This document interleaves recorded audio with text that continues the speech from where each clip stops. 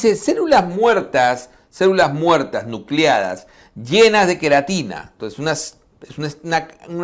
un estrato, una capa donde hay células anucleadas llenas de queratina. Ese es el estrato córneo, ¿no es cierto? El estrato córneo, ¿qué pasaría si en el estrato córneo este queratinocito, que es en realidad el que llega así, no pierde el núcleo? Eso se llama paraqueratosis. Si no pierde el núcleo, y eso es típico de la psoriasis. Capa delgada translúcida en palmas y plantas. Claro, entre el estrato córneo y el estrato granuloso, en palmas y plantas aparece un estrato que se llama estrato lúcido. Estrato lúcido, ¿ok? Capa resistente al agua. O sea, ¿cuándo se vuelve realmente resistente al agua la piel, la epidermis? Esa capa es resistente porque contiene queratohialina. Los queratinocitos se llenaron. Ese es el estrato granuloso, ¿no es cierto? Ahí se llenó completamente ya de queratohialina. Antes de eso está el espinoso. Y ese espinoso tiene esta característica, una capa de queratinocitos, pero que está todavía reproduciéndose y recién está capturando la hialina poco a poco, y producción de queratina, desmosomas, que son los que le dan el nombre a esta capa, como si fueran espinas. Estos desmosomas agarran una célula con la otra y producen la fuerza que tiene de tensión para poder soportar la piel. Y además entre ellas hay células de defensa que presentan antígenos, como la célula de Langerhans. Ese se llama el estrato espinoso. Importantísimo. Siempre preguntan sobre el estrato espinoso. ¿Dónde está la célula de Langerhans? O las células que presentan antígenos, las células del res de la epidermis. Están en el estrato espinoso, con sus gránulos de Birbeck. El desmosoma, que le da la estructura, ¿no?, fuerte, está ahí y parecen espinas. Por eso se llama estrato espinoso. Por último, capa de células madre, células basales de la piel, ¿no?, que está generalmente en una relación 1:10 con los melanocitos y algunas células de Merkel que tienen actividad, básicamente tienen una neurosensorial táctil profunda. Ese es el estrato basal. Veamos un esquema, un dibujo para poder tener esto más claro.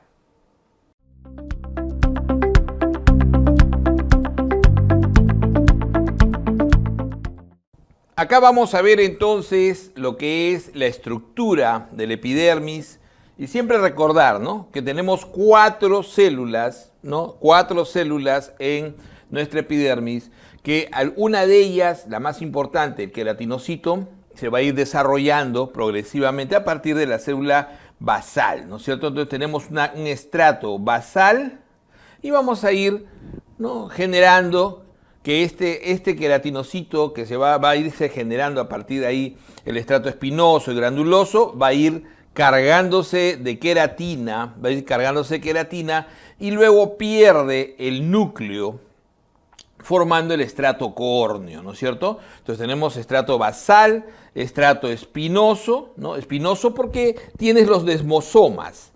Es espinoso porque tiene los desmosomas, que es lo que prácticamente mantiene unida a la epidermis. El estrato granuloso, donde tienes la mayor cantidad de gránulos de queratohialina, y el lúcido, que es solamente lo vas a encontrar, ¿dónde? El lúcido lo vas a encontrar en palmas y plantas, ¿ok? No lo encuentras en el resto de la piel. Y entonces ahí vas a tener como todo lo que es el tránsito epidérmico, se llama tránsito epidérmico, el que el queratinocito llegue hasta perder su núcleo y se quede arriba. Cuando no pierde su núcleo, ¿típico de quién? Típico de la psoriasis, ¿no?, la paraqueratosis. Llega hasta el estrato córneo sin perder su núcleo, paraqueratosis, no te olvides. Entonces de ahí tienes, en la basal, tienes 3 tipos de células. Tienes el queratinocito inicial, o sea, la célula basal. Tienes, ¿no?, el melanocito en una relación 1:10 con respecto a los queratinocitos, ¿no?, formando su grano de mielina que va a ir exocitando hacia el resto. Y tienes la célula de Merkel, que es neurosensorial, ¿ok? Mientras que en el estrato espinoso, además de los desmosomas que le dan ese nombre por lo que tiene, ¿no?, como si fueran espinas entre las células, tienes la célula de Langerhans, que es la célula presentadora de antígenos, la célula del res, que vamos a tener metida ahí, ¿no?, con sus gránulos de Birbeck. Gránulos de Birbeck. Ok.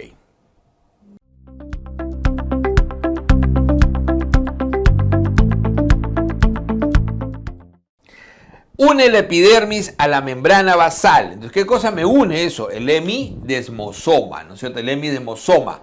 No es el desmosoma, es el hemidesmosoma. Célula, y esta es la que se afecta, ¿no es cierto?, en las lesiones, no en el pénfigo, sino en el penfigoide. Así es. Célula principal de la epidermis, ¿no?, y presente en todas las cápulas y acumula melanina. Va a acumular, además de la queratina melanina, el queratinocito, ¿no? Además del queratinocito. Esta es la capa basal, su pérdida que genera. Entonces, está en la capa basal. Si yo pierdo, ¿no?, melanocitos, no voy a tener color vitíligo. Va a generar un área acrómica, generalmente por causa autoinmune. Entonces, si no tengo melanocitos, no genero melanina y toda esa zona se vuelve acrómica, generalmente alrededor de orificios, ¿no? El vitíligo, ese es el melanocito, ¿ok? Célula dendrítica y macrofágica de la piel, la célula de Langerhans, que habíamos dicho que está en el estrato espinoso. Tiene un receptor en disco, ¿no?, neurítico táctil y profundo. Ese es la célula de Merkel clásica que está en la base. Glándula de la dermis holocrina. Este es el tipo de célula, el tipo de secreción, ausente en palmas plantas, estimulado por andrógenos. Ese es el sebo, glándula sebácea. ¿Y por qué se llama secreción holocrina? Ahora lo vamos a ver en un esquemita, ¿ok? Esa es la secreción holocrina clásica de la glándula sebácea. Glándula en la dermis e hipodermis, de secreción merocrina o ecrina. En realidad se suele decir ecrina sudorípara, pero esta es una secreción que hoy en día se conoce como merocrina, ¿ok? Y produce sudor, básicamente. Eso es, obviamente, la glándula sudorípara. La glándula que puede estar en axila, ¿no?, que secreta, que pierde, generalmente decapita la parte superior de la célula. En axila, en periné, en areola, en pezón, en conducto auditivo externo. Esa es la glándula apocrina, la típica glándula apocrina, y también la glándula mamaria tiene esta característica de secreción apocrina. Veamos entonces, vamos a diferenciar estos tres tipos de glándulas, ¿ya? Holocrina, apocrina y merocrina.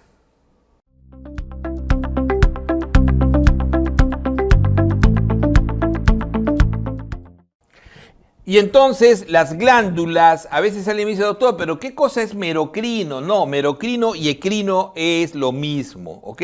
Solo tienes que acordarte que cuando te dicen holo total, ¿no es cierto? Holo total, entonces se destruye toda la glándula, toda la célula para que su contenido vaya a la glándula. Entonces toda la célula se destruye, típico del sebáceo.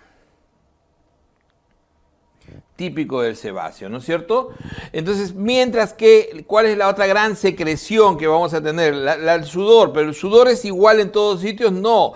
En las axilas, en las ingles, vas a tener otro contenido y eso hace que esa secreción con ferormonas y grasa lo va a hacer la célula de una manera, decapitando la parte superior. Y como decapita la parte superior, como ven acá, se llama apocrina, acá axilas, ingle. Mientras que la merocrina simplemente hace exocitosis sin alterar la célula, ¿no? También le llaman ecrina, específicamente cuando se refiere a el sudor en sí, ¿ok? Entonces, eso es lo clásico. Doctor, pero apocrina solamente es axilas, no, también glándula mamaria, acuérdense, también glándula mamaria.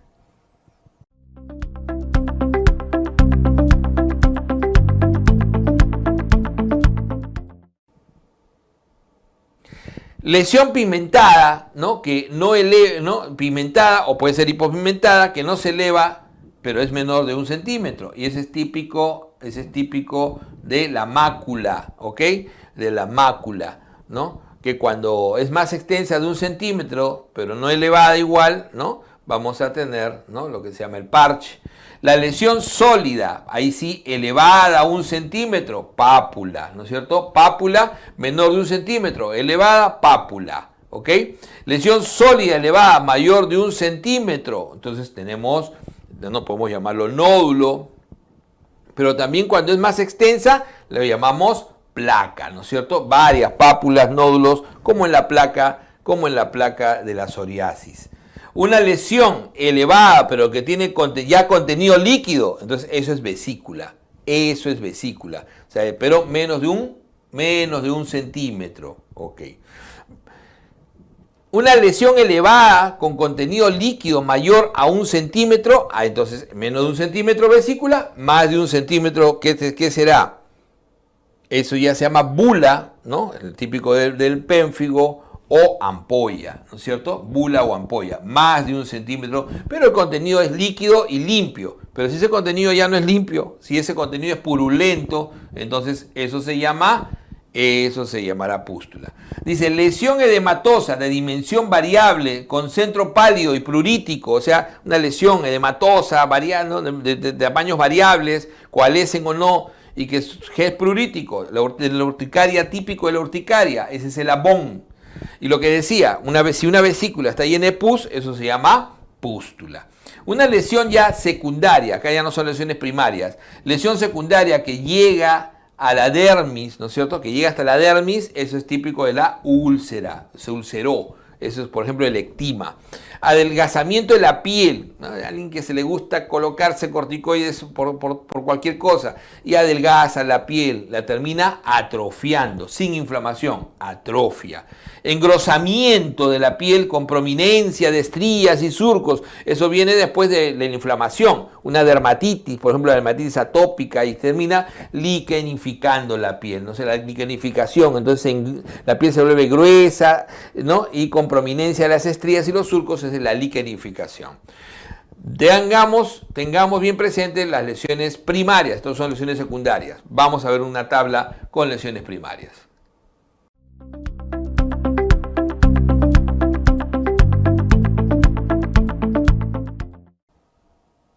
Y entonces, siempre va a venir alguna pregunta de estas y recordar.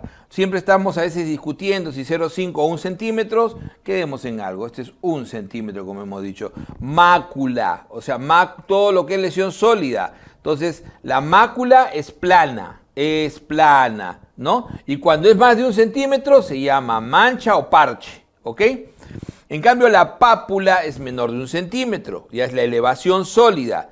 Y si esta es mayor de 1 centímetro, como en el caso de la psoriasis, la placa psoriática, la placa.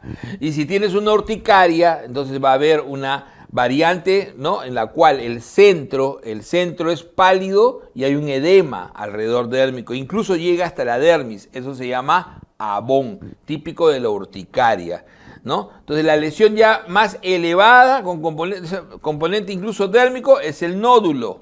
Y una lesión pequeña, ¿no?, por sangrado de vaso sanguíneo, generalmente menor de 5 centímetros, no es milímetros, sino, ¿no?, 0.5 centímetros, eso es típico de la petequia. En cambio, las lesiones primarias, ¿no?, pero líquidas, acuérdense que el contenido es claro. Entonces, si es tan pequeñita como menor de 1 centímetro, generalmente hasta menos de 0,5, eso es la vesícula. Pero si supera el centímetro, ampolla o bula. Ampolla o bula. Y si el contenido se vuelve purulento, ¿no?, es un contenido de aspecto purulento, pústula. Cuando ya este contenido purulento es, ¿no?, coalesce en varios, es mucho más grande, es una colección, incluso con pared, se llama absceso. El absceso centrado alrededor de un folículo piloso se denomina forúnculo. Es un absceso en el folículo piloso, ¿ok? Y cuando hay varios de estos abscesos que se conectan, carbunco. Ok.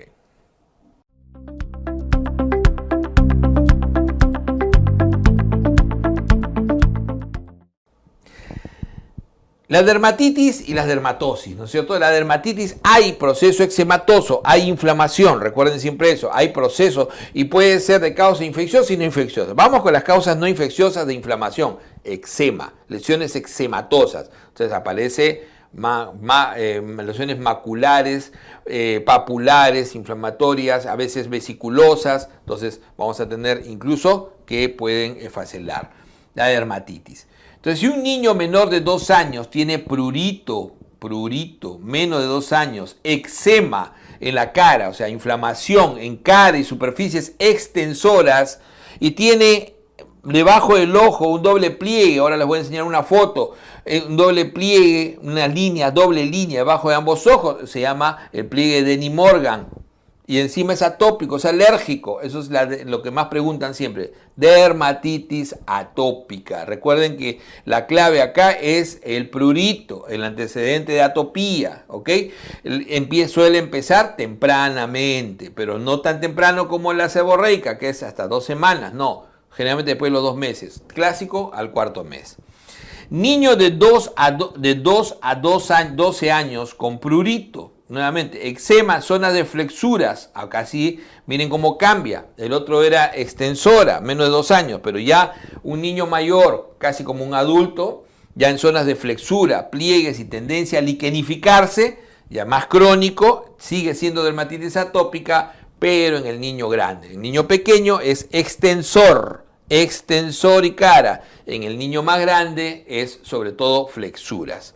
Lesiones liquenificadas en mayores de 12 años y adultos. Sigue siendo la misma dermatitis atópica, pero ya el proceso inflamatorio cronificado hace que se liquenifique en zonas flexoras y con atopía. Recuerden que extensora solamente menor de 2 años. Sigue siendo dermatitis atópica y que es la lesión dérmica más frecuente en el ser humano. Manejo de dermatitis atópica, entonces va a depender. Si es una lesión que inicia recién, leve, le daré solamente emolientes, humectantes, limpieza y emolientes, ¿ok? Pero si ya es una lesión más moderada, más extensa, le doy corticoides tópicos, ¿no? Generalmente baja potencia, que no produzcan atrofia de la piel. Y si una lesiones severas, le daré tacrolimus. Entonces vamos viendo ahí, emolientes leve, corticoides moderado, tacrolimus severo. Placa eritematosa con costras amarillas, grasas en cabello y zonas grasas, que puede empezar hasta en la 2ª semana de vida, o sea, muy pequeño el niño, puede empezar muy temprano en lo que se llaman las zonas seborreicas, especialmente como dicen, en el cuero cabelludo, esa es la dermatitis seborreica.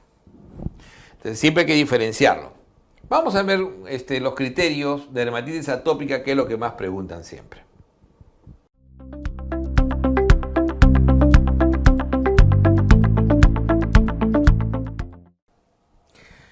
La pregunta que nunca falta, aunque no ha estado muy presente en alguno que otro examen en los últimos 2 años, pero nunca falta la pregunta de dermatitis atópica, ¿ok? Y en dermatitis atópica siempre recordar que se empieza típicamente en la infancia, en el primer año de vida, pero alrededor del 4.º mes. Pero doctor, 4.º, sí, generalmente tan temprano como 2.º mes, pero no antes. Si empieza antes, eso es dermatitis seborreica. ¿Quién puede empezar tan temprano? 2 semanas, dermatitis seborreica, ¿no? Dermatitis seborreica. Pero la dermatitis seborreica es asintomática. Es asintomática, no crean, no es un eczema intenso. Acuérdense que eczema es sinónimo de inflamación. Entonces, mácula, pápula, vesícula, y de eso va produciendo. Entonces, ese es el eczema. Entonces, todo esto que produce inflamación se llaman dermatitis o lesiones eczematosas. De ahí viene lo de dermatitis.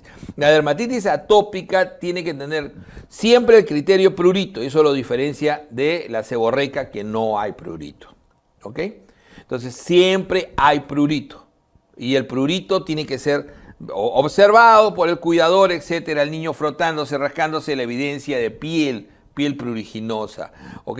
En el rostro, alrededor, y sobre todo temprana edad, siempre antes de los 2 años empieza la dermatitis atópica, eso ya son criterios adicionales. Recordar la atopía, o sea, que tiene antecedente rinitis. En los padres hay una historia de alergias, y la piel seca, la cerosis, ¿no? La piel que se pone seca y que requiere, por eso, la humectación es uno de los primeros tratamientos. Miren, el niño, el rostro y el clásico pliegue o línea de Denny Morgan. Entonces, esto es muy patronomónico de Denny Morgan, que es característico también como un criterio menor. ¿Ok?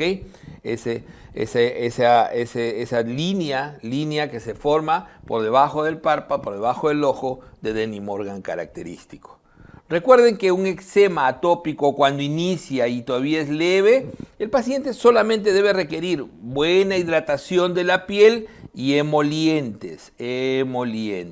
Cuando es moderado, como en este caso, el niño debe recibir ya, además, corticoides tópicos de baja potencia, y cuando es severo puede ya recibir tacrolimus. Siempre recordar.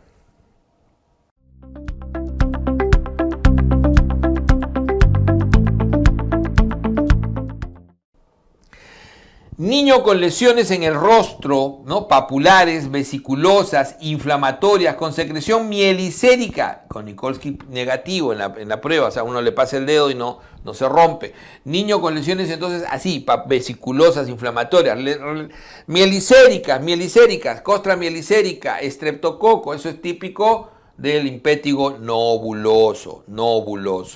En cambio, si las lesiones inflamatorias se ven más en tronco, miren, en tronco, que confluyen en bulas con secreción marrón, ya no es mielicérico, marrón, y Nikolsky positivo, ese es estafilo, ese es el impétigo buloso. Recuerden que el impétigo no buloso, tratamiento tópico inicialmente, buena limpieza, ¿no? Buena asepsia, y sobre todo se le da crema antibiótica, generalmente, ¿no? Mupirocina. En cambio acá sí necesita tratamiento antibiótico por vía oral, generalmente antiestafilocócico, dicloxacilina.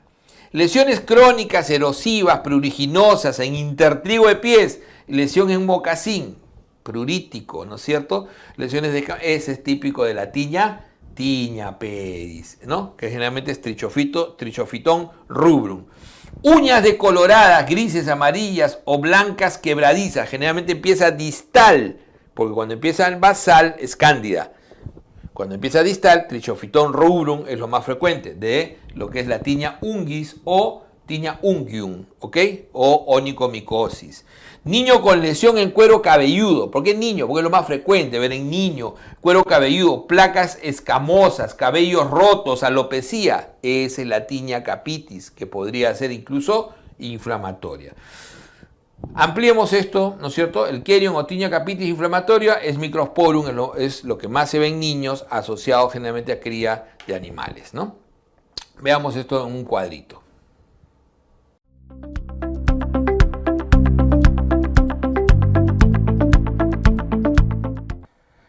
Y entonces, sencillísimo nada más, ¿no? Entonces, las tiñas, las dermatomicosis, ¿no? o las micosis superficiales, vamos a tener de acuerdo, en dermatología tiene esta manera de llamarlo de acuerdo al sitio, y entonces va a ser uña unguis, esta es la onicomicosis, ¿no? También lo llamamos así, onicomicosis, pero aún ningún dermatólogo te va a decir onicomicosis, te dice tiña unguis o unguium, ¿ok?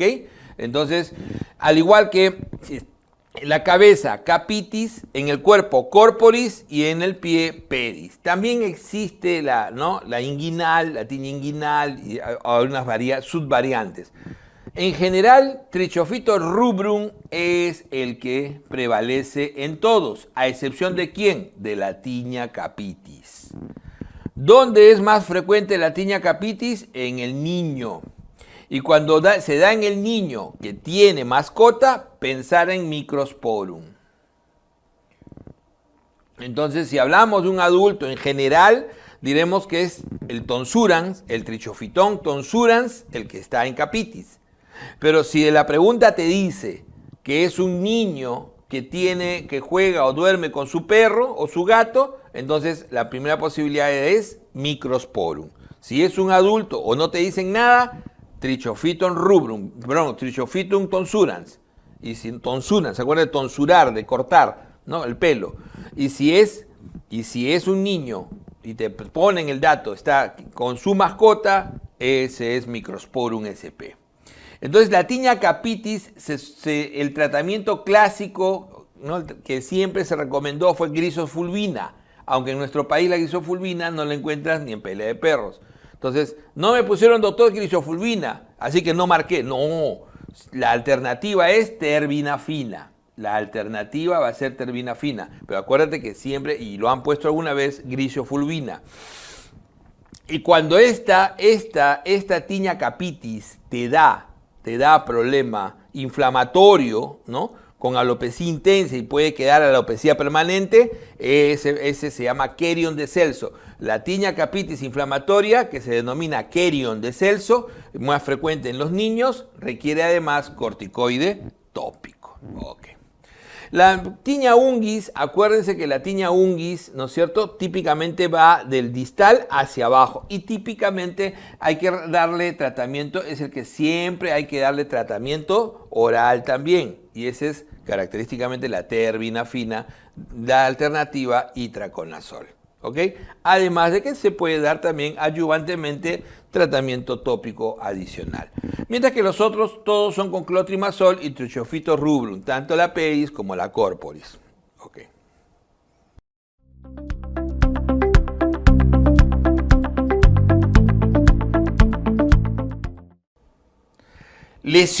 Lesión eritematosa bien delimitada, ojo, eritematosa, en placa de tipo placa y descamativa, con color plateado, en cuero cabelludo, codo, rodillas, miren, codo, rodillas, cuero cabelludo, espalda, vamos a ver después una imagen.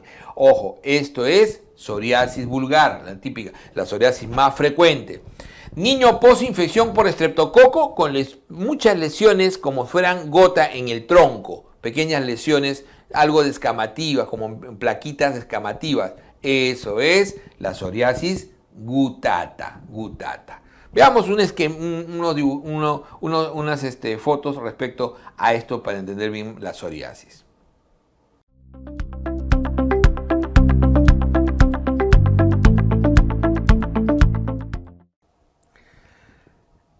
Entonces la psoriasis, característicamente tenemos, ¿no?, la gran mayoría de las psoriasis son de tipo vulgar, ¿no es cierto? En zonas, ¿no?, en las zonas de extensión, características con la placa, ¿no?, la placa eritematosa ligeramente elevada, con una descamación, ¿no?, casi plateada, blanquecina y plateada, en zonas seborreicas también.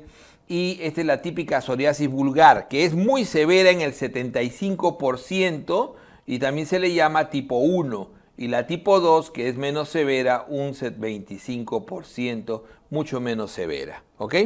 Recuerden que la psoriasis vulgar puede derivar, ¿no?, hasta en un 25% de los pacientes puede derivar en artritis psoriática, o sea, pero es la vulgar, la que se suele asociar en algún momento de su evolución y generar artritis psoriática, ¿ok? Y generalmente se asocia a que tenga compromiso unguial. Eso es mal pronóstico para pensar en un paciente con psoriasis vulgar que va a ser su artritis psoriática. Doctor, mi paciente tiene tiene psoriasis vulgar, y la pregunta decía, ¿cuál es el factor de sospecha que puede desarrollar artritis psoriática? ¿Tenía lesión onicolisis? Sí. ¿Tenía las lesiones clásicas, ¿no?, el pitting en la uña? Sí. Entonces, si hay compromiso unguial en la psoriasis, siempre es factor de riesgo para desarrollar justamente artritis psoriática. Ahora, la psoriasis, si es que da en las zonas de flexura, como por ejemplo acá en la axila, ese se llama la psoriasis inversa. Y en los niños, la más frecuente es la gutata, que va puntiforme, que da asociado post-infección estreptocócica.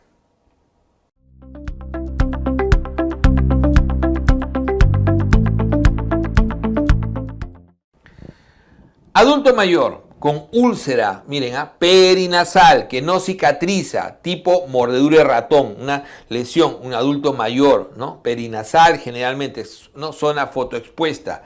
Este es un carcinoma vasocelular, el más frecuente, ¿no? Carcinoma de todos. Lesión ulcerada, pero en este caso en el labio inferior, ¿no? Que puede comprometer mucosa y generalmente en alguien que trabaja mucho expuesto en el sol, un pescador, por ejemplo, ¿no?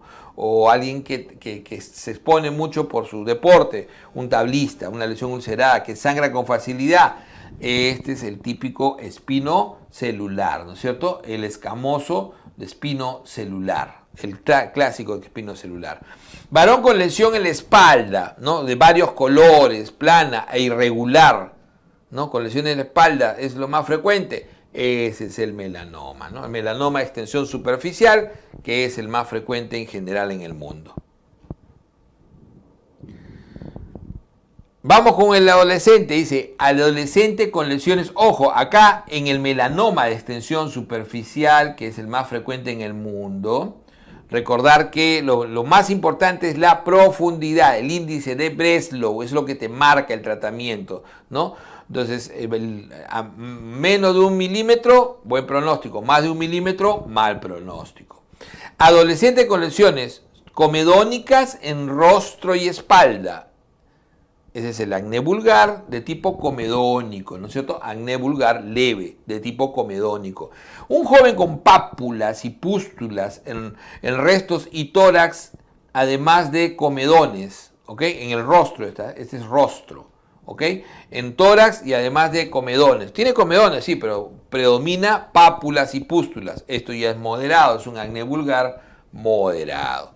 Un adolescente con lesiones nodulares y algunos abscesos y quistes, sobre todo en el tronco, en rostro, en todos sitios, ese es conglobata. Eso es un acné severo, tipo conglobata, ¿ok? En un cuadrito vamos a ver después incluso cómo se maneja. Y acá vemos, de todas maneras lo resumimos. Manejo del acné leve, si yo tengo un acné leve, es netamente tópico, ¿no? Peróxido de benzoilo. Peróxido de benzoilo, que es queratolítico y a veces se le da retinoide tópico. ¿Qué retinoide tópico? Adapaleno, tretinoína. Manejo de acné moderado, ya el paciente ya es pápulo pustuloso predominante. Ese paciente requiere ya 3 meses de tratamiento antibiótico con doxiciclina de elección. Veamos esto en un cuadrito con el esquema.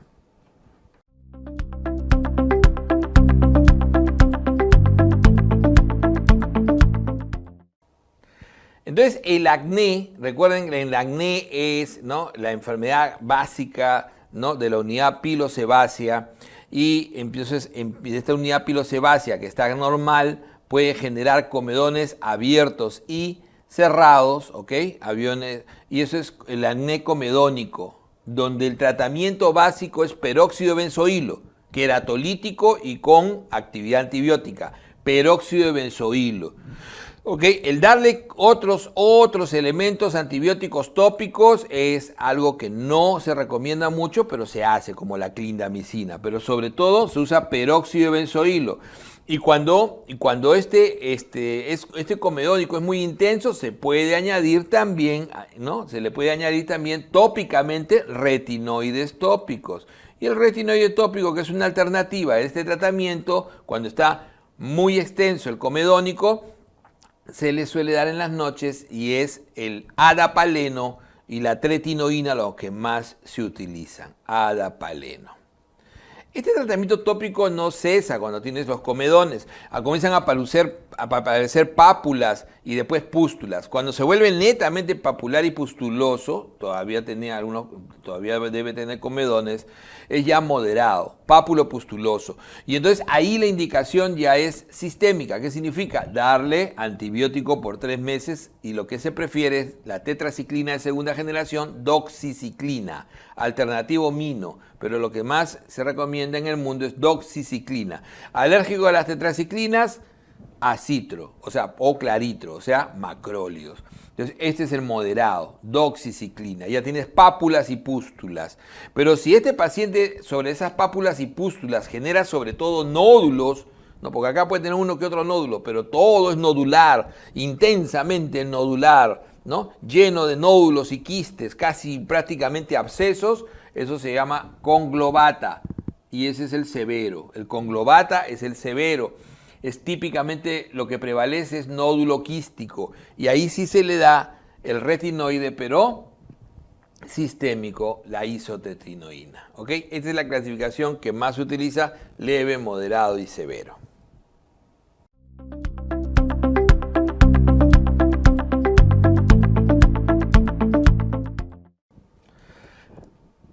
Entonces, como decíamos, el manejo del acné severo es con isotretinoína. Ese conglobata es isotretinoína. No olvidarse que cuando hacen esa clasificación de 1, 2, 3 y 4, en realidad el severo lo dividen en el muy severo, que es el conglobata.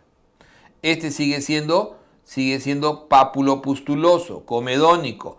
Y este de acá dicen que es pustuloso nodular y este ya es nodular quístico. Entonces hacen esa separación que a veces utilizan, pero en el mundo ya es leve, moderado y severo. Entonces, acné severo, si el acné severo se presenta con síntomas sistémicos, fiebre, malestar y BCG elevado, eso se llama fulminans, ¿ok? El acné fulminans. Veamos ahora, bien, después de ver acné, que es la clásica pregunta, algo que a veces nunca falta, ¿no es cierto? Algo que a veces nunca falta, que es básicamente lo que es las reacciones de hipersensibilidad. Veamos un cuadro.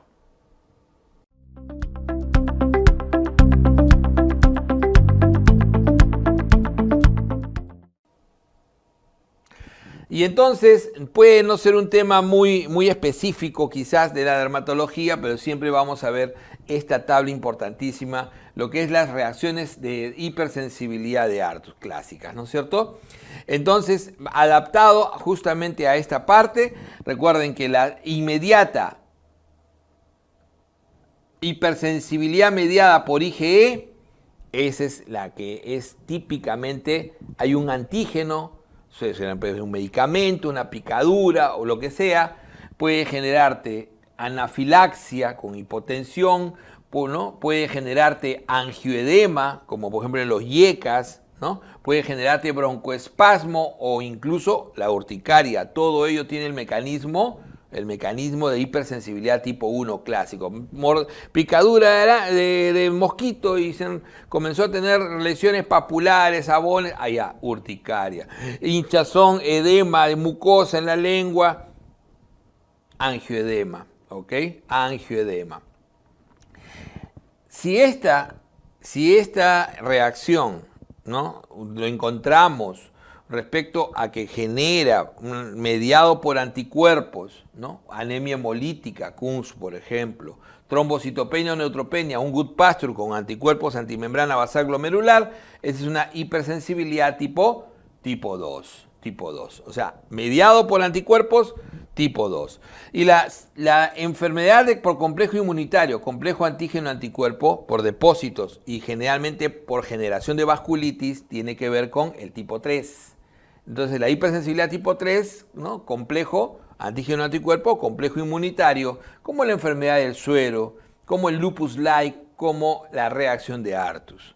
Y la más severa y tardía, la tipo 4, mediado celularmente, ¿no? Es celularmente, con activación del linfocito T, con citotoxicidad intensa, donde el paciente puede hacer una dermatitis de contacto. Recuerden que la dermatitis de contacto puede ser alérgica o irritante, o sea, irritante así inmediato solamente por acción directa, eso no, ese es de otro tipo, pero lo otro es de tipo alérgica.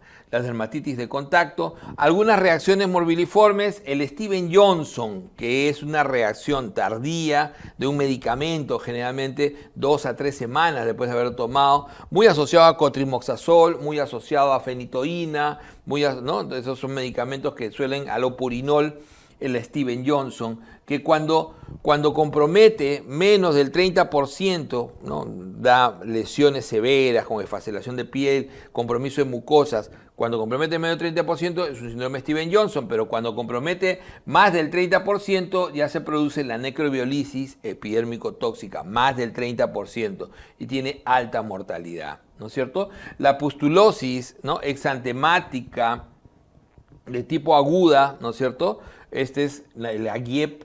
El DRES, ¿no? Que es el paciente con una reacción a drogas asociado a eosinofilia y síntomas sistémicos, ¿no? Y la nefritis intersticial y la hepatitis, incluso inducida por fármacos, todo es hipersensibilidad tipo 4, eso lo suelen preguntar.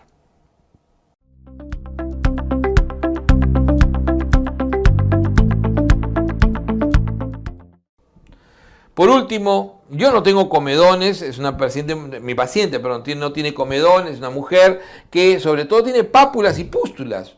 Pero doctor, en el rostro, eso debe ser acné. No, pero no hay comedones. Y sobre todo refiere flush facial, ausencia de comedones, ¿ok? Y tiene la nariz incluso, ¿no? Queratinizada, gruesa, piel gruesa, ¿no?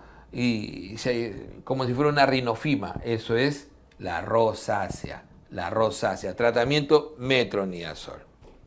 Ok, eso es lo más importante que podemos precisar y lo más, ¿no? No deben dejar de saber respecto a dermatología. Ok.